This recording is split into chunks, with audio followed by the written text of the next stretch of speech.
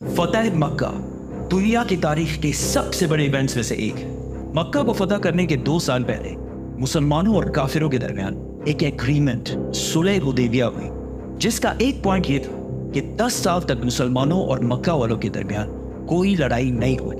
اور عرب کے سارے قبیلوں کے پاس آزادی ہے کہ وہ مسلمانوں اور کافروں میں سے کسی کے ساتھ بھی پارٹنرشپ کر سکتے ہیں، اور اگر ان قبیلوں میں سے بھی کسی نے ایک دوسرے پر حملہ کیا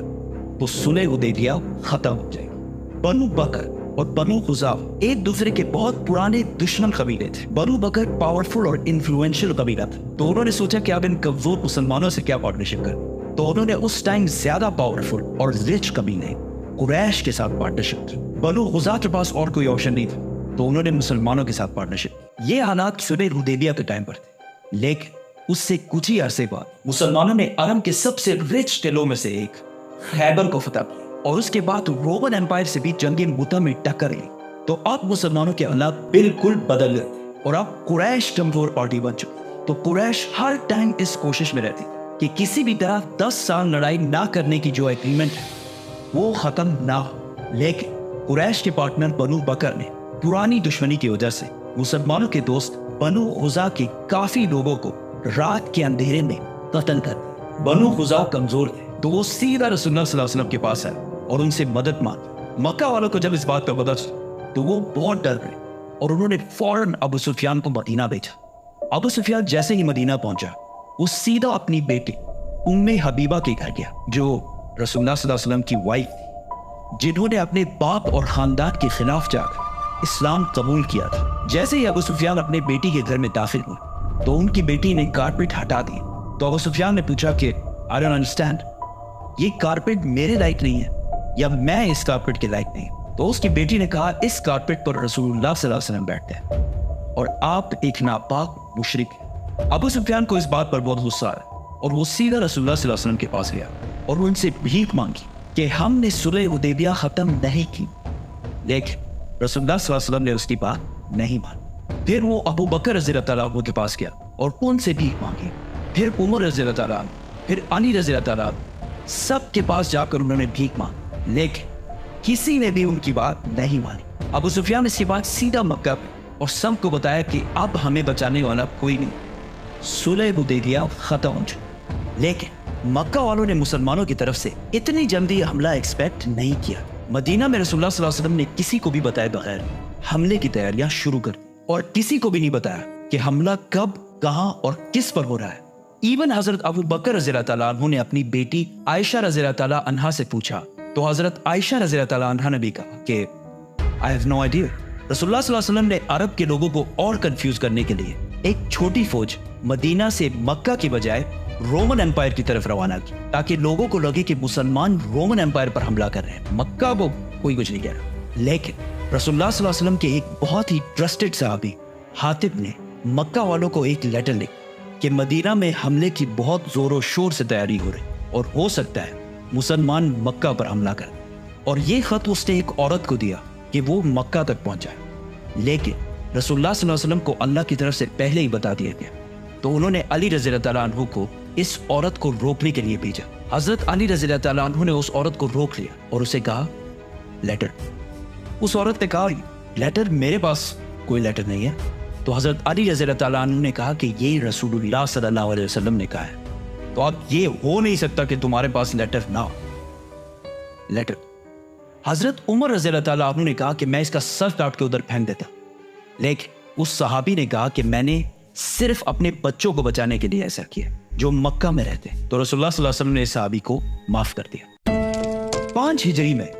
مکہ سے 10,000 لوگ مدینہ فتح کرنے کے لیے آئے تھے، اور اب صرف 3 سال بعد مدینہ سے 10,000 لوگ مکہ فتح کرنے کے لیے روانہ۔ رسول اللہ صلی اللہ علیہ وسلم کا انٹیلیجنس کا نظام اتنا زبردست تھا کہ مسلمان بالکل مکہ کے پاس پہنچ گئے اور مکہ والوں کو پتہ بھی نہیں چلا۔ تو رسول اللہ صلی اللہ علیہ وسلم نے مکہ والوں کے دلوں میں خوف ڈالنے کے لیے مسلمانوں سے کہا کہ مکہ کے چاروں طرف کھانا پکانے کے لیے آگ لگا۔ تو جیسے ہی رات ہوئی، مکہ والوں نے دیکھا کہ مکہ کے چاروں طرف آگ لگی ہوئی ہے، جس سے ان کے سارے حوصلے ٹوٹ گئے، اور آخر مکہ کے سردار ابو سفیان نے بھی ہار مان لی اور وہ اسی رات رسول اللہ صلی اللہ علیہ وسلم کے پاس گئے۔ تو رسول اللہ صلی اللہ علیہ وسلم نے ابو سفیان سے کہا کہ کیا اب بھی وقت نہیں آیا کہ تم جان لو کہ میں اللہ کا رسول ہوں۔ تو ابو سفیان نے کہا کہ میرے دل میں ابھی بھی شک ہے، لیکن انہوں نے اسلام قبول کر لیا۔ تو رسول اللہ صلی اللہ علیہ وسلم نے آرڈر دیے کہ کل ابو سفیان کو ایک اونچی جگہ پر کھڑا کیا جائے تاکہ وہ مسلمانوں کو فل پاور کے ساتھ مکہ فتح کرتے ہوئے دیکھ سکے۔ اس سب سے 8 سال پہلے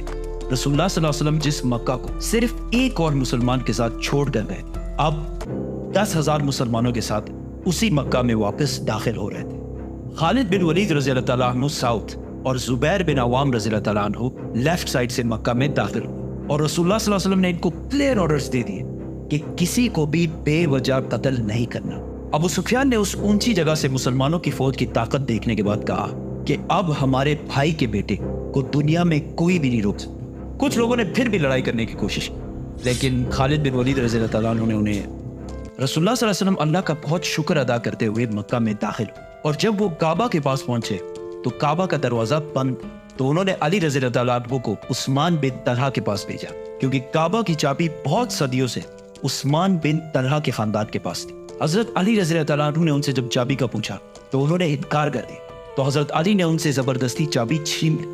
رسول اللہ صلی اللہ علیہ وسلم جب کعبہ میں داخل ہوئے تو انہیں اللہ کی طرف سے بتایا گیا کہ کعبہ کی چابی واپس اس کافر عثمان بن طلحہ کو دی جائے، تو حضرت علی رضی اللہ تعالیٰ عنہ نے ان سے معافی مانگی اور چابی ان کو واپس کر دی، اور وہ مسلمان ہو گئے۔ اور رسول اللہ صلی اللہ علیہ وسلم نے عثمان بن طلحہ سے کہا کہ یہ کعبہ کی چابی تمہارے اور تمہاری اولاد کے پاس قیامت تک رہے گی، اور اس چابی کو تمہارے خاندان سے صرف ایک ظالم بھی چھینے، اور آج تک 1400 سال بعد بھی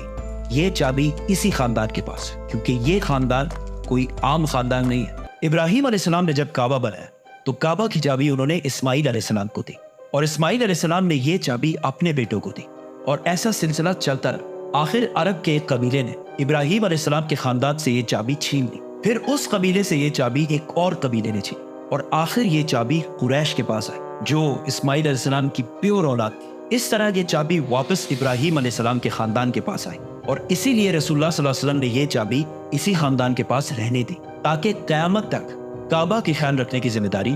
ابراہیم علیہ السلام کے خاندان کے پاس ہی رہے، اور آج تک یہ چابی اسی خاندان کے پاس ہے۔ رسول اللہ صلی اللہ علیہ وسلم نے کعبہ کے اندر موجود 360 بتوں کو توڑ دیا اور مکہ کو ایک ہولی سٹی ڈکلیئر کیا کہ مکہ میں کوئی بھی لڑائی نہیں کرے گا۔ لیکن بہت سال بعد ایک مسلمان حجاج بن یوسف نے اسی مکہ پر توپوں کے ساتھ حملہ کیا۔ یہ سٹوری بھی پھر کریں گے تو سبسکرائب۔ مدینہ کے انصار اس خوف میں تھے کہ مکہ فتح ہونے کے بعد رسول اللہ صلی اللہ علیہ وسلم ان کو چھوڑ کر اپنی نیٹو سٹی مکہ کو اپنا کیپٹل بنائے۔ رسول اللہ صلی اللہ علیہ وسلم نے اتنی ساری لڑائیوں اور مکہ والوں کے اتنے ظلم کے بعد سارے مکہ والوں کو اکٹھا کیا اور ان سب کو کہا کہ آج میں تم لوگوں کے ساتھ وہ کروں گا جو یوسف علیہ السلام نے اپنے بھائیوں کے ساتھ کیا تھا، اور پورے مکہ میں سب کو معاف کر دیا۔ اور اتنی بڑی فتح کے بعد بھی مکہ میں کسی سے بھی کوئی مال غنیمت نہیں لیا، اور رسول اللہ صلی اللہ علیہ وسلم کچھ ہی دن بعد مکہ سے واپس مدینہ اپنے کیپٹل چلے گئے۔ اب مدینہ کی یہ ریاست عرب کی سب سے طاقتور سٹیٹ بن، لیکن عرب کے کچھ قبیلوں نے پھر بھی مسلمانوں کی طاقت ایکسیپٹ نہیں کی، تو رسول اللہ صلی اللہ علیہ وسلم اس بار 12,000 لوگ لے کر حنین کی طرف روانہ ہوئے۔ اس فوج میں بہت سارے نئے مسلمان بھی تھے، اور وہ بہت ریلیکس تھے کہ ہم آرام سے جنگ جیت جائیں، لیکن یہ جنگ مسلمانوں کے لیے سب سے خطرناک جنگوں میں سے ایک ہے۔